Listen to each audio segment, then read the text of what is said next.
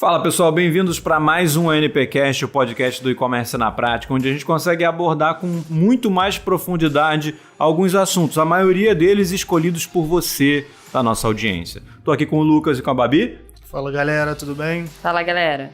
Hoje a gente vai falar de quê? Hoje a gente vai falar de como encontrar fornecedores, né? Que foi um tópico que foi sugerido por um seguidor nosso, então se você tem aí alguma sugestão, fala com a gente no e-mail, fala com a gente no Instagram, nas redes sociais, em qualquer lugar aí, que a gente vai levar em consideração e vai tentar trazer aqui. Só se o tema for bom, né? Se o tema for bom a gente vai trazer, senão a gente vai ignorar, não tem jeito. Isso aí, padrão. Mas qualquer lugar onde você tiver relacionamento com a gente, você pode colocar a tua sugestão lá, que isso vai chegar, vai acabar chegando na gente uma hora.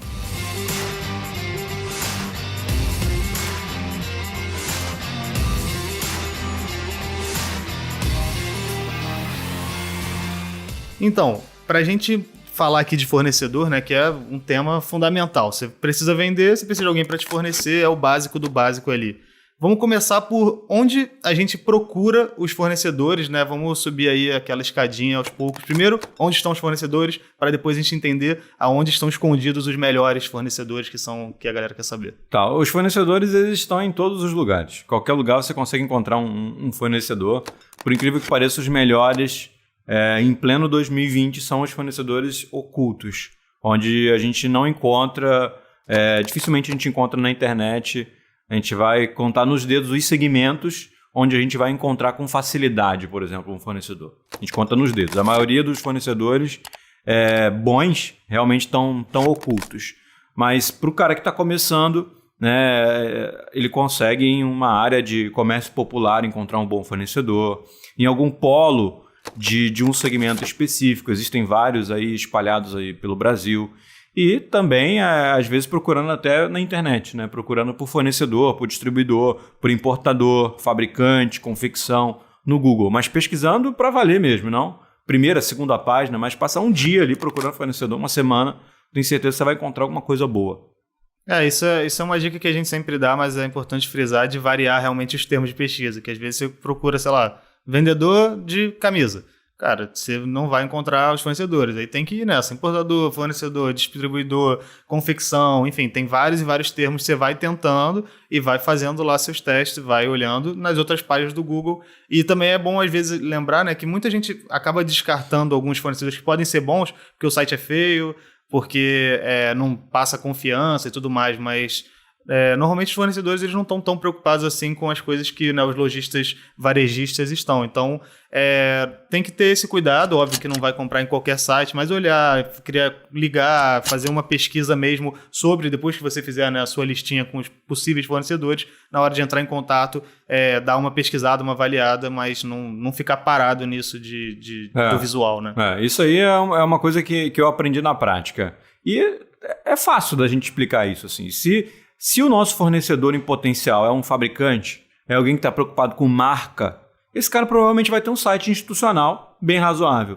Mas a maioria dos fornecedores no Brasil são distribuidores ou importadores. Esse cara não está nem aí para a marca dele. Então ele geralmente nem tem site. Trabalha com vendedor, com representante na rua, entregando tabela de preço para lojista. Geralmente é um lojista que apresenta o outro para esse cara ter um cliente novo. Esse cara não tem site. Então os melhores dificilmente você consegue encontrar na internet. Então é por isso que a gente fala que o cara tem que ir para a rua, né? Tem que vivenciar o mercado, tem que conversar com pessoas, tem que fazer networking, porque é aí que vai, de repente, começar a abrir o leque de fornecedores mais eficientes. Mas a grande dificuldade que eu vejo no pessoal que está começando agora, o negócio agora, é que eles não sabem a nomenclatura dos fornecedores. Então, ele não sabe procurar importação e tudo mais. Eles digitam no Google fornecedor de microfone. Sim. Então, tem que saber a nomenclatura mesmo, planilhar isso para que todo o resultado que você encontre, você saiba exatamente, defina alguns critérios que vão fazer aquele resultado de busca ser o seu fornecedor ou não. Sim. Aproveitar que a gente está no início desse podcast e deixar muito claro que quando a gente fala de e-commerce, está falando de varejo. Né? A gente está falando mesmo que a gente fale de atacado também, mas principalmente varejo. O fornecedor ele é uma peça fundamental no quebra-cabeça de um varejo. Sem um bom fornecedor, sem um bom parceiro, você não tem distribuição, você não tem capilaridade para você conseguir ter as melhores condições de mercado para oferecer para o teu cliente. Então, é uma área onde eu vejo as pessoas investirem pouco tempo e pouco esforço também. Então, o cara, às vezes, encontra um bom fornecedor e ele vai passar a vida inteira com esse bom fornecedor. Vai passar meses, anos com esse bom fornecedor dentro de uma zona de conforto, né? O que não deveria acontecer. Então, o trabalho de encontrar um bom fornecedor, ele é constante, ele é contínuo. Não é porque você encontrou um bom fornecedor hoje que o teu trabalho acabou nesse sentido, não. Ele é contínuo. Existem outros fornecedores, outras oportunidades que você tem que continuar mapeando até para você introduzir novas linhas de produtos, introduzir novas categorias de produtos, diminuir o risco de ficar concentrado em um fornecedor especificamente. Certo. E ainda nessa parte de como encontrar, eu sei que a Babi tem umas técnicas de guerrilha aqui para encontrar, né? Para quem botar a cara na rua mesmo, sair da frente do computador. Conta pra gente.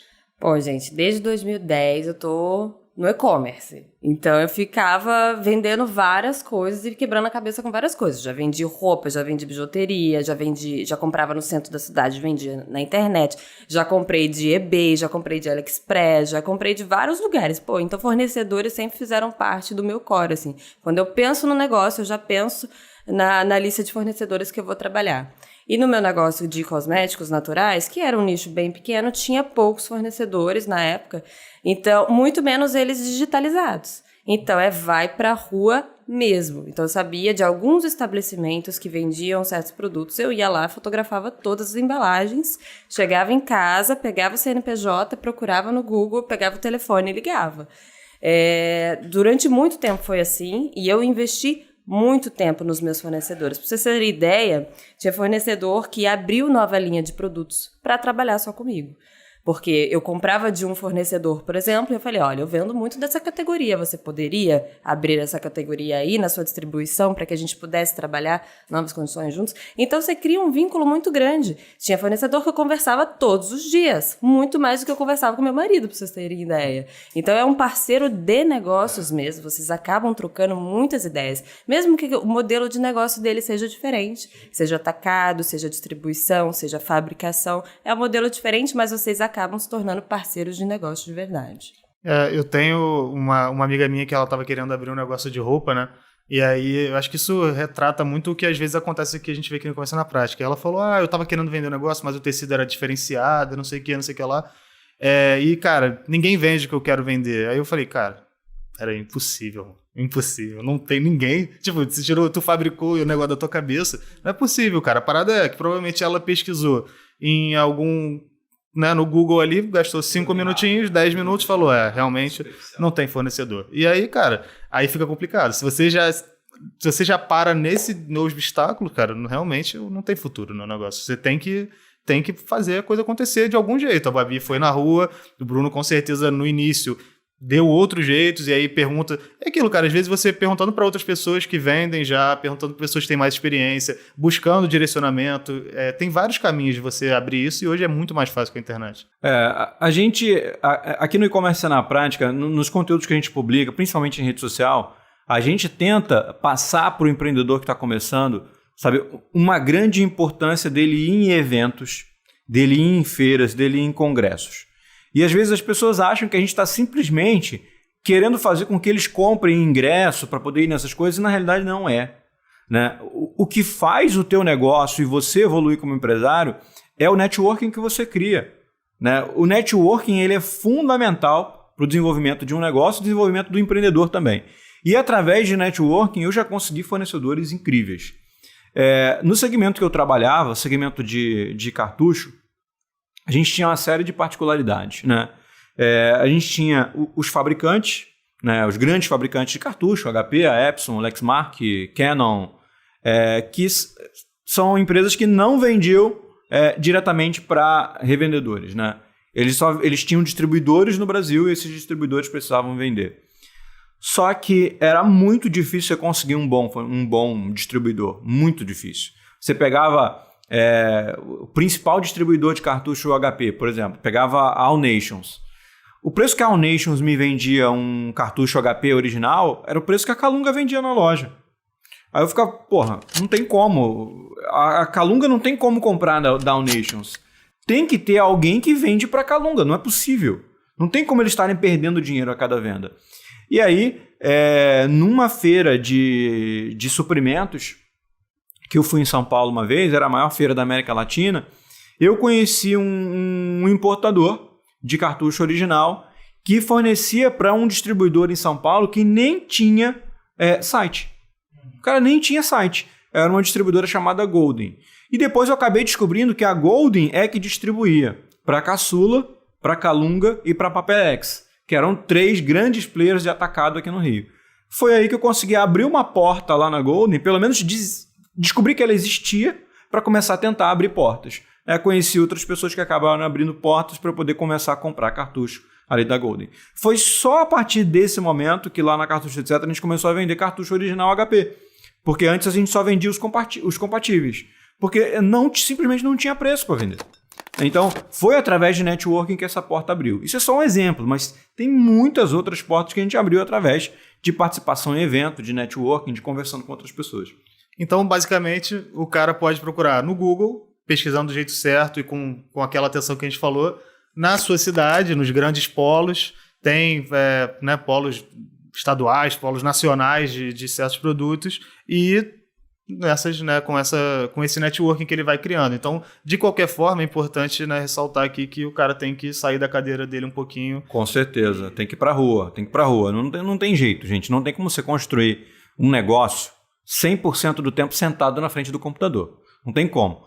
Se eu montar uma startup de tecnologia... Não vai, cara. O dono da startup está dia e noite atrás de investidor na rua e não é do outro lado do computador que ele vai fazer isso. Então, negócio se faz no mundo real, né? Você pode ter realmente uma estrutura digital, a gente vai te dar todo o direcionamento para isso, mas você tem que entender que a vida do empreendedor ela não se limita a isso, né? E teve outras loucuras que eu já fiz para achar fornecedor.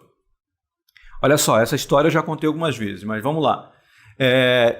Tinha um infeliz de um vizinho que ele vendia, cara, mídia, CD, DVD virgem, essas paradas, cara, muito barato. O infeliz vendia tão barato, mas tão barato, que o valor que eu pagava era mais caro do que o varejo que ele vendia ali no stand em frente ao meu. E aí, cara, eu não conseguia entender isso. Eu falei, cara, não é possível. Esse cara contrabandeia isso, esse cara atrás do Paraguai. Tem que ter alguma coisa que faz esse cara vender. E aí, conversando com uns sacoleiros que trabalhavam lá no edifício central, eu fui perguntar preço de mídia. Cara, quanto que é essas mídias que esse cara vende lá no Paraguai? O cara me trouxe a lista de preços das lojas lá do Paraguai e era mais caro do que o cara vendia. Eu falei, não é possível. Cara, não é possível, simplesmente não é. Agora, o que eu vou fazer? Eu vou esperar. Ele não recebia mercadoria ali, né? Mas eu sabia qual era a sala dele lá no meu prédio. Então eu vou esperar esse cara receber mercadoria. E eu vou ficar de olho em quem é o fornecedor dele. Ficamos ali um dia observando as entregas lá dentro do shopping e chegou um momento que começou a chegar um grande carregamento de mídias. Ficamos observando. Depois eu abordei o entregador e paguei um café pro cara, bati um papo com o cara para ele me dar acesso à nota fiscal e eu saber quem é que estava entregando isso, quem é que estava fornecendo isso. Cara, nesse momento, o rumo da Cartucho Etc. no segmento de mídias mudou. Porque eu encontrei ali um fornecedor que virou um parceiro de muitos anos mesmo. Era um distribuidor que importava mídia diretamente e aqui no Brasil ele distribuía para alguns clientes de revenda. Só que na internet eu nunca ia achar esse cara, ele nem tinha site, né? Então, com o nome da empresa, né, com o telefone que tinha nota fiscal, eu entrei em contato, descobri como é que eu conheci, expliquei para ele como é que eu conheci, comecei a negociar, comecei a comprar direto. Eu achei que a Babi ia trazer as técnicas de guerrilha aqui, mas o Bruno também tem algumas cartas na manga. Poxa, essa história do Bruno ficar esperando o cara lá no caminhão é maravilhosa e é super válida, assim. Eu só queria comentar de que a primeira vez que eu fui numa Natural Tech, né, que é a feira do segmento de produtos naturais e orgânicos, eu fiquei perplexa, assim, porque eu não imaginava o quanto de negócios que existem nesse segmento e a gente não sabe. Não sabe, tanto na área de empresas grandes, que você hoje acaba vendo no supermercado e tudo mais, quanto nas empresas quanto no lugar das startups, que são pequenos empreendedores ali que estão fazendo o seu produto, estão fazendo alguma matéria-prima diferente e tudo mais. É impressionante quando tu vai numa feira. E essa feira é, tipo, muito barata de ir, acontece uma vez por ano, e eu fiquei muito chocada. E nessa feira, por exemplo, tinha uma marca que eu ficava namorando para trabalhar, mas eles tinham uma abertura de fornecimento de R$12 mil. E eu ficava com o pé atrás. Eu falei, não vou abrir esse negócio. É muito alto, né, para você abrir esse fornecimento e tal. Nessa feira, eu cheguei e conversei com a dona da marca e aí ela me abriu uma compra de R$2.500. O quanto eu não ganhei nessa feira, né? Além de ter conhecido vários fornecedores novos, feito network com todo mundo, encontrando minha audiência lá, eu ainda consegui diminuir quase R$10 mil a abertura de um novo fornecedor, que aí me deu lucro por muito tempo também. Fantástico. E agora que já vamos entrando aqui nesse próximo tópico, que é como escolher, né? A gente já sabe aonde que a gente vai encontrar e vamos passar para quais são os critérios, né, para a gente entender. Cara, será que esse fornecedor é o bom para mim? É o certo? Como que é no início e depois mais para frente? Acho que para o cara que está começando, ele não tem que se preocupar tanto com o preço, né? O melhor fornecedor para quem está começando é o fornecedor que tem disponibilidade de estoque sempre, que tem reposição rápida de estoque, que trabalha de repente com uma consignação, ou que vai dar crédito para o empreendedor. Essas são as 4 coisas que você tem que estar procurando, você que está começando. Crédito, consignação, disponibilidade frequente de estoque e reposição rápida. Porque você não vai ter tanto dinheiro para investir, você não vai ter um estoque tão grande, e se você tiver um estoque pequeno, vender tudo muito rápido, e o teu fornecedor não repor, você não tem mais nada para vender. Então, esses 4 critérios é o que você tem que estar procurando no início. E também histórico da empresa, você conhecer ali um pouco da empresa, você consegue isso tranquilamente no Google, ou então conversando com outras pessoas que você sabe que vende esse produto. Observar um pouco durante o trabalho a saúde financeira desse fornecedor. Distribuidor é mais tranquilo, mas, por exemplo, indústria, às vezes passa por uns períodos bem difíceis, assim. Então, lidar diretamente com a indústria requer um pouco mais de cuidado. Distribuidores ali, ele já tem o prazo da indústria para pagar, então fica mais tranquilo. E a capacidade produtiva também, né? É muito, muito importante. Qual a capacidade que o seu distribuidor tem de ter no depósito dele? E também de te entregar? Ou do fornecedor, que é a indústria, né? Quanto tempo qual é a capacidade produtiva dele? Se eu vender hoje 1.000 unidades, você vai conseguir me entregar? Então, ter essa conversa bem franca com eles, assim. Tem um outro ponto também que eu quero deixar bem destacado, assim. Já teve casos de eu encontrar fornecedor com preços extremamente competitivos, só que na hora que eu negociei com o fornecedor, eu não me atentei a uma coisa. Grande parte, não vou dizer grande parte, mas uma boa parte do que a gente vende volta. O cliente devolve, dá defeito, se enquadra dentro do período de garantia. É o famoso RMA que a gente fala, né? O retorno de mercadoria. É muito importante que você entenda como que funciona o RMA do teu fornecedor. Já teve casos de eu pegar um fornecedor extremamente competitivo, de eu achar que tinha descoberto ouro com aquele fornecedor e na hora de tratar o RMA, o cara simplesmente me ignorava. Eu não conseguia realmente tratar RMA com aquele cara e depois ele chegava ao ponto de ser bem claro. Cara, o meu preço é o melhor. Aqui não tem RMA. Então você compra comigo já sabendo que eu não vou trocar nada. Se fizer sentido para você, beleza. O fornecedor chegou a esse ponto. Aí isso é um ponto muito importante para alguns segmentos, né? O segmento de cartucho, principalmente, que a gente tinha uma média de 5% a 7% de RMA. Então, se eu pegasse um fornecedor que era 2% mais barato do que o meu melhor fornecedor, eu estava perdendo dinheiro. Ia perder dinheiro, né? No médio e longo prazo eu ia acabar perdendo dinheiro. Esse foi o 4º critério que eu anotei aqui, o nível de adoção de boas práticas. Se o cara não tem controle sobre a qualidade do produto ou se não dá atendimento adequado ao cliente, né, que é você, já era, assim, não faz parte da minha lista de fornecedores, por exemplo. Legal. E qual é o 5º? A gestão competente do distribuidor, da empresa do fornecedor, assim, porque se você dá um feedback para ele e ele não acata, Ou então, se ele te zoneia lá nos boletos, ou se ele fica te pressionando e tudo mais, alguma coisa assim, fica empurrando produto e tudo mais, e tem a empresa bagunçada lá dentro, às vezes você tem um atraso na entrega, alguma coisa assim, também atrapalha muito o nosso trabalho, porque o e-commerce que revende, ele é 100% Ele refém do precisa de fornecedor. agilidade. Ele precisa de agilidade, ele precisa de organização, ele não precisa de ter alguém perturbando a vida dele. Então, ele precisa de trabalhar com pessoas que fazem a gestão competente, até porque para o negócio dele ter uma gestão também competente. E o último critério que eu levo em conta são os custos. Os custos do produto mesmo. Porque se tem os outros, a gente consegue com o tempo negociar cada vez mais.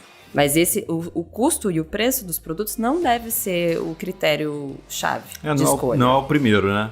Não é o primeiro. Não deve ser o primeiro. Esse lance da organização eu acho muito importante também, porque quando a gente trabalha com giro, a gente precisa de muita agilidade. E geralmente, quando você não conhece a fábrica do cara, você não tem acesso a isso. Mas geralmente o fornecedor desorganizado é o fornecedor que não cumpre o prazo de entrega. Aí ele geralmente coloca a culpa na transportadora, né? Só que você consegue ver se ele consegue cumprir o prazo de despacho da mercadoria, pelo menos. Tinha fornecedores que a gente trabalhava, né? A gente tinha muito esse tipo de problema com tinta. Porque tinta é muito pesado, né? Uma garrafinha de tinta, beleza, é pequena, mas a gente comprava tinta em grandes volumes. Então isso era muito pesado e precisava colocar na transportadora o mais rápido possível, porque vinha pra gente de frete rodoviário e acabava sendo um frete bem lento. Então, quanto mais o fornecedor enrolasse para poder despachar aquilo ali para a transportadora, pior era pra gente. A gente tinha fornecedor que conseguia fazer isso com uma agilidade muito grande. A fábrica, por exemplo, que a gente chegou a comprar uma parte, a gente era sócio, tinha uma agilidade muito grande na distribuição da mercadoria. Só que, em compensação, as outras marcas de tinta que a gente trabalhava, a gente sabia que, cara, fez o pedido ali, é uma semana para o cara despachar. É uma semana para o cara postar ali. E eram marcas que a gente acabava desprivilegiando no nosso portfólio por conta desse problema. Por exemplo, tinha uma marca chamada Inktec, que era uma fabricante de tinta específica para Epson. Eu vou deixar de trabalhar com a Inktec? No meu caso, eu não tinha como deixar, porque era a única marca daquele segmento.